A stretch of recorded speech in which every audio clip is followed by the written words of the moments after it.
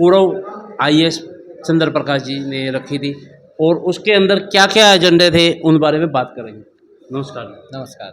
Sir, आज जो आपकी न्याय चौपाल। देखिए, आज जो शिल्पकार दस्तकार न्याय चौपाल का आयोजन किया गया और उसमें जो शिल्पकार दस्तकार धंधे से जुड़े हुए जो हाथ से काम करने वाले कारीगर हैं या दूसरे वर्कशॉप में काम करने वाले हैं, इस तरह के जो धरातल से जुड़े हुए लोग हिसार ज़िले के फतेहाबाद और साथ में भिवानी, हांसी सभी जगह के लोगों ने भाग लिया।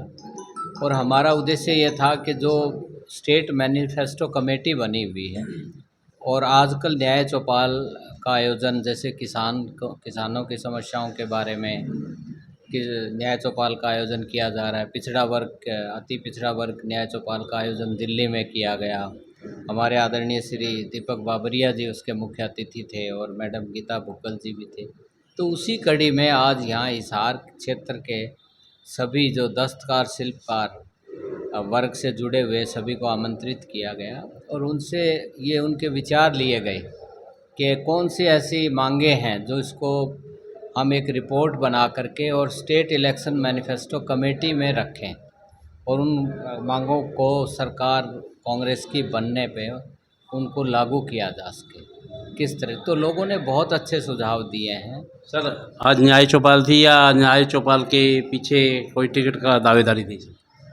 देखिए, उनका ज़्यादा लोगों का ये रुझान था कि भारतीय जनता पार्टी की जो आज कार्य प्रणाली है उसके प्रति उन्होंने बड़ा आक्रोश है।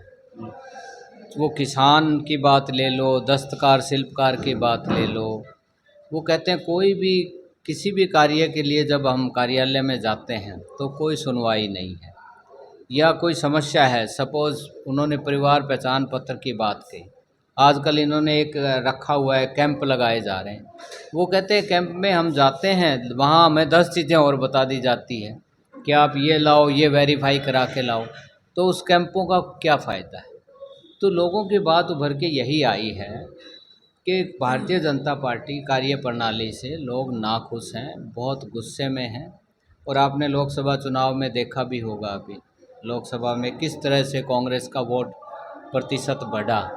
और हमारे जो नेता हैं, हमारे चौधरी भूपेंद्र सिंह हुड्डा जी प्रदेश कांग्रेस अध्यक्ष हैं, चौधरी उदय भान जी, उनकी रहनुमाई में किस तरह से कांग्रेस का माहौल बना।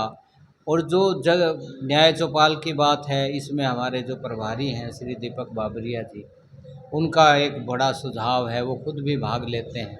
वो कहते हैं हर वर्ग की बात सुनी जाए और उस वर्ग की बात को ले करके और इसको मैनिफेस्टो कमेटी के सामने रखा जाए। चंद्र प्रकाश जी, जैसे लोकसभा चुनाव में लगभग, क्या विधानसभा में भी वही रहने वाला है?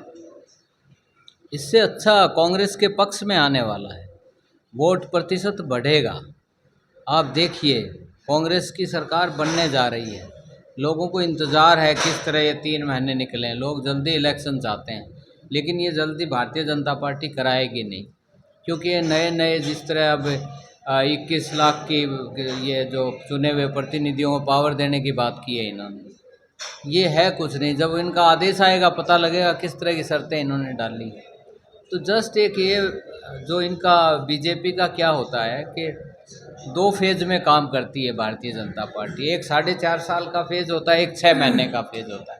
6 महीने में बहकाने का, फुसलाने का, उनको हर तरह का प्रलोभन देने का काम ये भारतीय जनता आपका बड़ा सा कहने का मतलब ये है, जो अभी फेज़ चल रहा है, अभी जो बीजेपी बता रही है वो सब बकाने का काम कर रही है।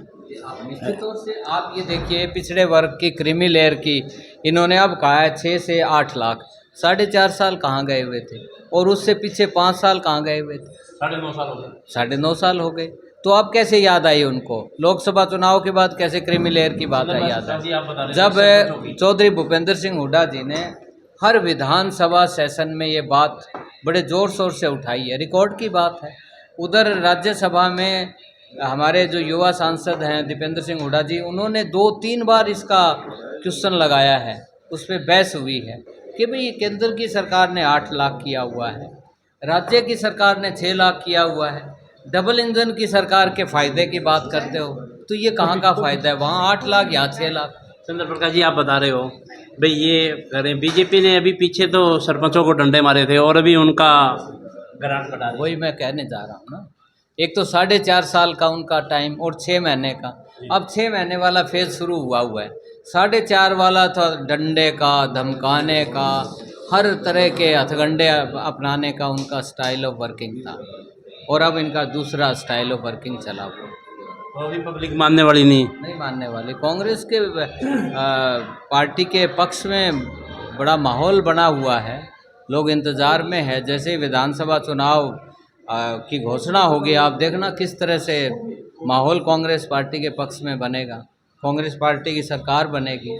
हमारे नेताओं की, चौधरी भूपेंद्र सिंह हुड्डा जी, चौधरी उदय भान जी, दीपेंद्र सिंह हुड्डा जी, हमारे आदरणीय श्री दीपक बाबरिया जी, उनकी बड़ी भूमिका है इस माहौल को बनाने में। किस तरह से क्या पब्लिक के हक की, जनहित में क्या नीतियां होनी चाहिए, किस तरह के फैसले होने चाहिए, वो हमारा जो कांग्रेस का संकल्प पत्र आया था, उसके आप एक एक पॉइंट को आप देखिए। भारतीय जनता पार्टी उन्हीं को मानने जा रही है, उन्हीं में से उठाए हैं आप, देखिए संकल्प पत्र हमारा उठा करके देखिए। चंद्र प्रकाश जी, एक बात आप और बताओ, नड़वा हलके में लगातार जिस गांव में भी हमारी टीम जाती है वहां आपका नाम खुल के आगे आता है, इसका क्या राज है? नहीं, देखिए हम सभी संगठित एक बहुत समर्पित कार्यकर्ता हैं, और कार्यकर्ताओं की हैसियत से हम सब जगह जाते रहते हैं, हमारे वर्कर से बात करते रहते हैं, और लोगों को कांग्रेस पार्टी को मजबूत करने की दिशा में हमारा प्रयास रहता है। तो ये क्रम हमारा जारी था, जारी है और जारी रहेगा।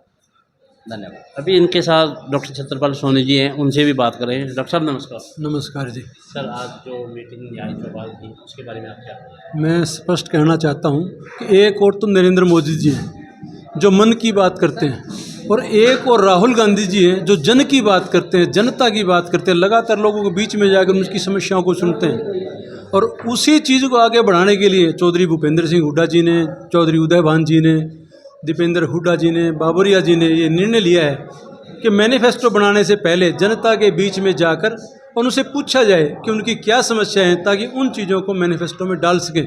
और उसी कड़ी में हिसार में आज जो है ना शिल्पकार और दस्तकारों के एक चौपाल लगाई गई थी, उनसे सुझाव मांगे गए थे कि वो सुझाव दे कि उनकी क्या क्या समस्याएँ हैं, ताकि सरकार आने के बाद हम उसके ऊपर जो है ना समाधान कर सकें। उस हिसाब से जो है ना आज ये चौपाल का आयोजित किया गया था। कल से हरियाणा में कुछ छापे की कार्रवाई जारी है, उस पर क्या कहना चाहिए? छापा ऐसे है, सरकार का ये सिस्टम बना हुआ है, जो भी विरोधी दल के नेता हैं उनको ईडी आईटी के डर दिखाकर, सीबीआई का डर दिखाकर किसी ना किसी तरीके से अपने पाले में डालने के लिए जो है ना ये सरकार का काम है, वो करती है। उसी कड़ी में जो है ना छत्रपाल जी, एक बात बताओ, ये चुनाव आता है तभी ये छापे वाला सिस्टम कैसे आता है? ऐसा ना, इनको अपनी ज़मीन नज़र आ गई है हरियाणा प्रदेश में। जिस प्रकार से हरियाणा प्रदेश में पहले लोकसभा की एक भी सीट कांग्रेस के पास नहीं थी, और चौधरी भूपेंद्र सिंह हुड्डा जी के नेतृत्व में, उदय भान जी के नेतृत्व में, और भाई दीपेंद्र हुड्डा जी के बड़े अथक प्रयास से हरियाणा में 5 सीटें जीतने का काम किया। ये धरातल पर जो है ना इनको अपनी ज़मीन खिसकती नजर आ गई भारतीय जनता पार्टी को, और बौखलाहट में ये इस तरह के काम कर रहे हैं, विपक्ष के नेताओं को प्रताड़ित करने का काम किया जा रहा है। न्याय चौपाल के बारे में हमारे चंद्र प्रकाश जी है, उन्होंने आपको विस्तार से बताया है। हमें न्याय चौपाल में जो भी हमारे आए थे लोग, उनको गांव-गांव में जा कर के बताने के बजाय हम एक ही जगह चौपाल लगा करके उनको कांग्रेस की नीतियों के बारे में बताया है कि आने वाली सरकार कांग्रेस की है, और जो है BCA का जो है हमारी कांग्रेस सरकार ही सुनेगी। इसलिए ये न्याय चौपाल लगाई गई है कि हमारा जो है न्याय चौपाल में बात रखी जाए, सुझाव रखे जाएं, और वो मैनिफेस्टो कमेटी में डाले जाएंगे, और चंद्र प्रकाश जी जो हैं वो वहाँ पर अपना बड़े नेताओं के आगे रखेंगे और कमेटी में डलवाने का काम करेंगे। दोस्तों, अभी आपने चंद्र प्रकाश जी की बात सुनी और डॉक्टर छत्रपाल सोनी जी की बात सुनी। इनकी बात से आप कितने सहमत हैं, कमेंट करके ज़रूर बताएं। वीडियो को लाइक करें, शेयर करें, कमेंट करें।